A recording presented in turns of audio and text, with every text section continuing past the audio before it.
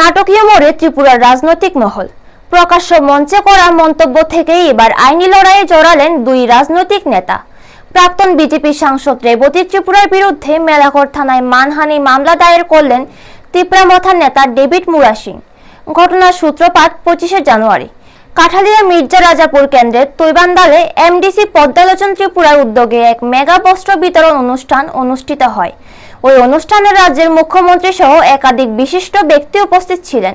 সেখানেই বক্তব্য রাখতে গিয়ে প্রাক্তন সাংসদ রেবতী ত্রিপুরা তিপ্রামথার নেতা ডেভিড মুরা সিংকে লক্ষ্য করে একাধিক গুরুতর অভিযোগ তোলেন।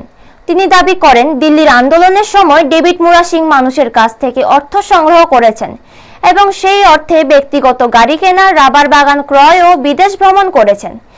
এই বক্তব্য দ্রুত সামাজিক মাধ্যমে ছড়িয়ে পড়ে এবং ডেভিড মুরা সিংকে ঘিরে তীব্র বিতর্ক শুরু হয়। অভিযোগ শোনার পরেই রীতিমতো চ্যালেঞ্জ ছুড়ে দেন ডেভিড মুরা সিং।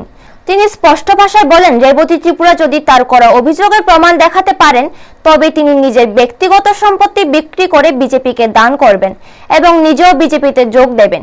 একই সঙ্গে তিনি বিদেশ ভ্রমণ সংক্রান্ত অভিযোগ সম্পূর্ণ মিথ্যা ও ভিত্তিহীন বলে দাবি করেন।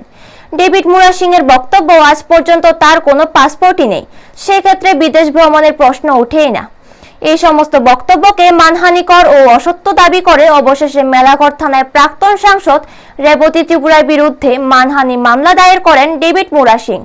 মামলা দায়েরের পর সংবাদ মাধ্যমের মুখোমুখি হয়ে তিনি জানান, সত্যের পক্ষেই তার এই আইনি লড়াই এবং তিনি তার বক্তব্যে অনড় থাকবেন।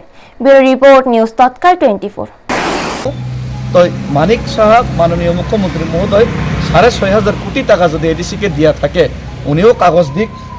কয়েকদিন আগে বিধানসভাতে মাননীয় বিধায়ক রঞ্জিত দেববর্মা প্রশ্ন তোলার চেষ্টা করলেন, কিন্তু উত্তর দিতে পারলেন না। প্রশ্নও অ্যাকসেপ্ট করা হলো না। গভর্নর হাউসে গেলেন, 6,500 কোটি টাকার হদিস নাই। জনগণের টাকা দিয়ে আমি বাড়িতে এসে একটা নতুন গাড়ি ক্রয় করলাম। কিন্তু আমি জানি এই দিল্লি থেকে আমি আসার পর এই গত 6 মাসে আমি না, আমার মা না, আমার বাবা না, আমার ওয়াইফ না, আমার 14 গোষ্ঠীতেও কেউ নতুন গাড়ি কিনছে না। কিন্তু তাই না কইলেন আমি নতুন গাড়ি কিনছি।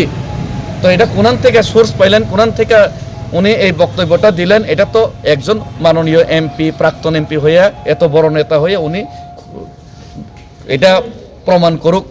প্রমাণ না করলে আর সারাসারি নাই। আমি তো ওনার বাড়িতে যাবো কিছুদিন পরে। আবার উনি আরো কইলেন আমি নাকি রাবার বাগান কিনছি। রাবার বাগানও আমার 14 গোষ্ঠীতেও কিনছে না এই 6 মাসে।